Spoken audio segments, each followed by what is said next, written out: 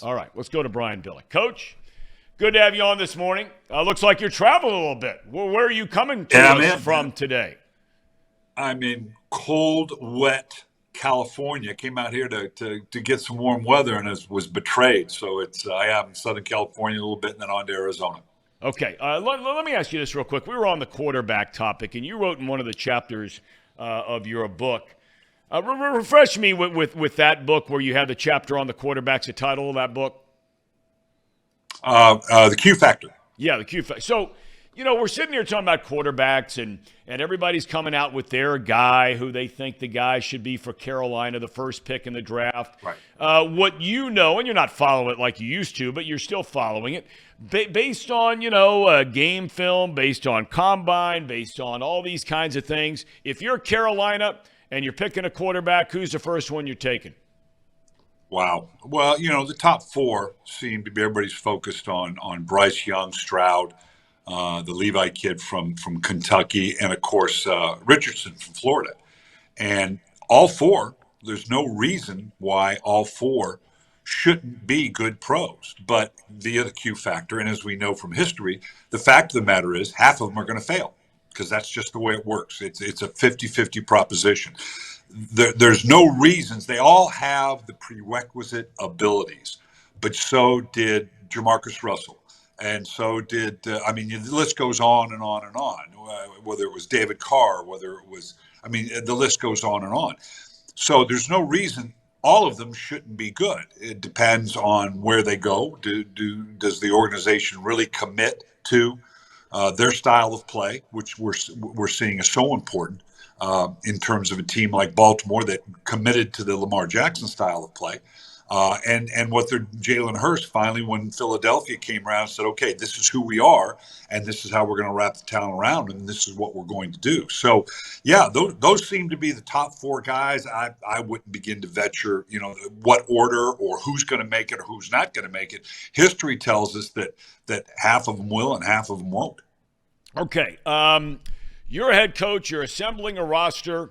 The Bengals have addressed the safety position. They clearly have addressed the offensive line position with Orlando Brown. That was a shocker to everybody around these parts, and I think around the NFL for that matter. So, you're starting to patch things together now with a questionable offensive line. You had a need at safety. You've addressed that. You got former number one pick in Hill. You bring in Nick Scott from the Rams. Okay. As a head coach, which is the easiest thing to replace? And which avenue would you replace it in, either free agency or the running back position? A lot of people think that Mixon, if he won't redo his deal, could be cut loose on June the 1st. Samaje Perine has already left. Hayden Hurst is gone. They don't have a single tight end on the roster. With those two positions, which one would you look at in addressing in free agency, and which one would you look at addressing in the draft? Well, it has changed. For a while, the running back position was one that you felt like you could get better value in the second, third, fourth round in running back. You don't have to commit a first-round pick to the running back. Although that's changed a little bit. Some of the guys that have been taken really, really early. This running back from Texas appears to be very good. Obviously, he's going to go long before Cincinnati, given their current state. What are they picking, 28, something like that? Yep. But there's going to be, my guess is that later in the round, on say the 28th pick, that you're going to be able to look at the running back position and probably the tight end position as well, and say, okay, the guy we have slotted in the second or third round is likely as good as where we have these other guys rated up, so we can get more numbers later on. Now, whether that's true or not, that depends. You look at number one tight end appears to be the Kincaid kid from Utah. I haven't gone into it and seen later on where you could get, but I imagine you could get good value, which is always what you're looking for. I don't know that you have to commit the 28th pick to it. That you could, the running back or the tight end that you can get.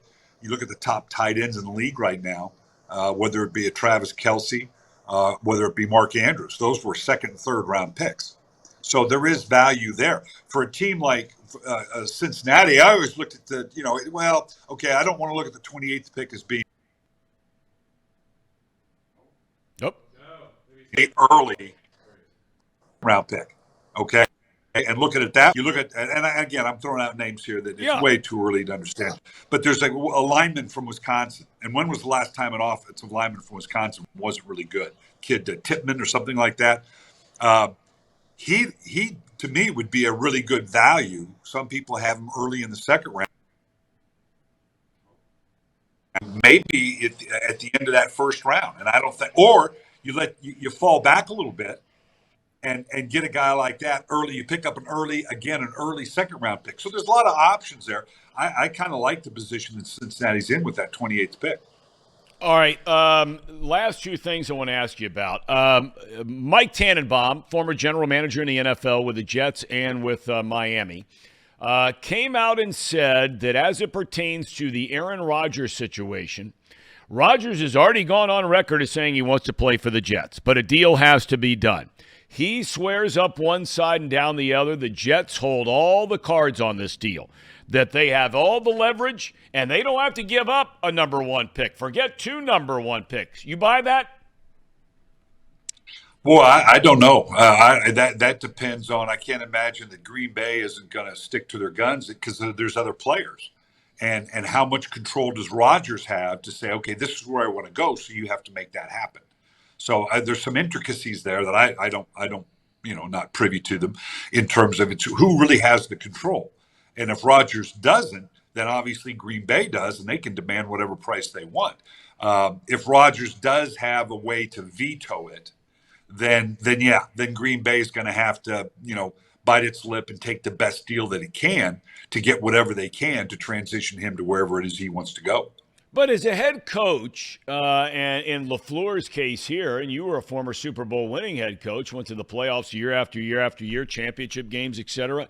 Can Green Bay bring him back? He's already said he wants to play for another team. Yeah, we've been through this before. We were at the end of last year, and then you kind of kiss and make up, and it's fine, and you move forward. As a coach, absolutely. Now, whether can the organization, the team, the general manager, can you do that?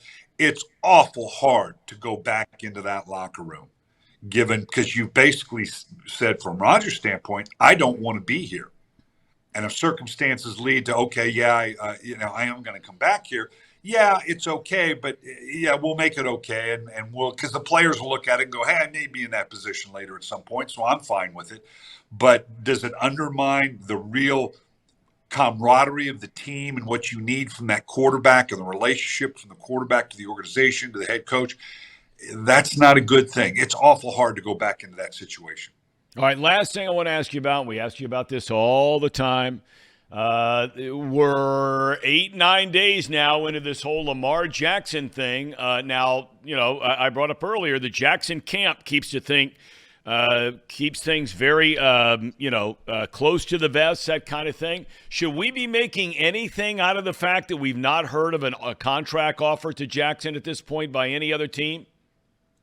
No, because again, we talked about it a little bit last week, that the teams, this is a process that should make it available for a player to let somebody else come in and make an offer. And then the Ravens can either match it or not. And then get the draft choices that come with it.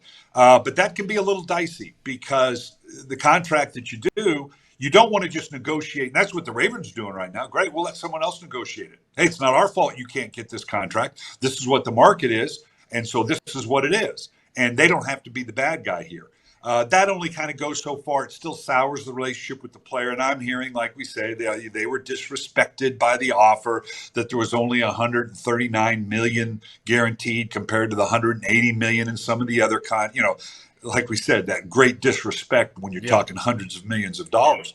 But it has gotten to that point, and the fact that uncharacteristic of the Ravens, when you see some of the players chirping a little bit, Ozzie Newsome's kind of had to reassert himself out front, even though he's in emeritus status there because of DaCosta and some of the players, and then John Hart. There's some unusual chatter going on around this that is unique. Ravens usually don't deal with that, which tells me this thing's kind of getting a little sour. Brian, we thank you for getting up and at 'em bright and early out there in rainy California. And thanks for your time, my friend. Have a great trip to Arizona. Glad to do it. All right, buddy. Brian Billick, kind enough to join us.